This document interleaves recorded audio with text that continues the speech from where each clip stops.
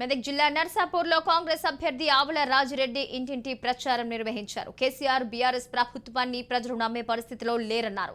ఊహించిన దానికంటే ఎక్కువ మంది ప్రజలు కాంగ్రెస్ సభలకు వస్తున్నారన్నారు. రాష్ట్ర వ్యాప్తంగా కాంగ్రెస్ పవనాలు వీస్తున్నాయని, నర్సాపూర్లో కాంగ్రెస్ గెలుపు ఖాయమన్నారు. గతంలో పేదలకు ఇచ్చిన భూముల్ని బీఆర్ఎస్ నాయకులు లాక్కున్నారని రాజిరెడ్డి ఆరోపించారు.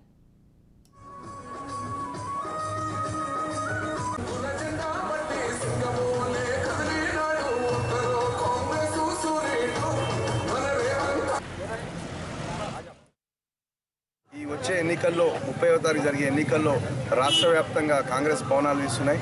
నర్సాపూర్లో కూడా అది స్పష్టంగా కనబడుతుంది. నర్సాపూర్లో ఇంకా ప్రత్యేకంగా ఏంటంటే ఇక్కడ ప్రజా సంక్షేమ పథకాలు అమలు పరచకపోగా మా దగ్గర ఓడు భూములు కానీ లావన్ పట్టాలు కానీ ఇవన్నీ చాలా పెద్ద సంఖ్యలో ఉన్నాయి.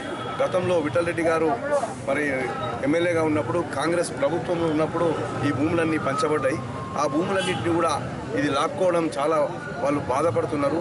కాంగ్రెస్ ఇచ్చిన భూములను ఈరోజు బీఆర్ఎస్ నాయకులు లాక్కోవడము, వాళ్ళకు మాకు భూమి ఉన్నదా లేదా అనే సందిగ్ధంలో ఈ బీఆర్ఎస్ పార్టీ వస్తే మా భూములు పోతాయనే భావనలో ప్రజలు ఉన్నట్టు స్పష్టంగా నడుతున్నారు.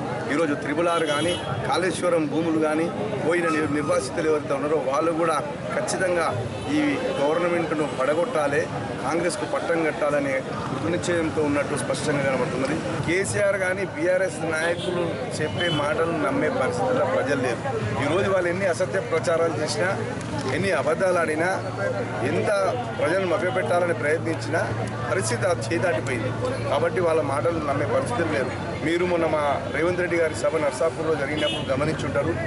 మేము ఎక్స్పెక్ట్ చేసిన దానికంటే జనరల్గా మేము ఒక టార్గెట్తో పనిచేస్తాం సభలకు కాంగ్రెస్ పార్టీ, కానీ మేము ఊహించిన దానికి వచ్చిన జనాలను చూస్తుంటే అది స్వచ్ఛందంగా దాదాపు 75% ప్రజలు వాళ్ళు స్వచ్ఛందంగా వచ్చి ఆ సభను ఎంత దిగ్విజయం చేసారో ఆ సభతోని ఒక మంచి సంకేతం పంపించినట్టు అయిపోయింది.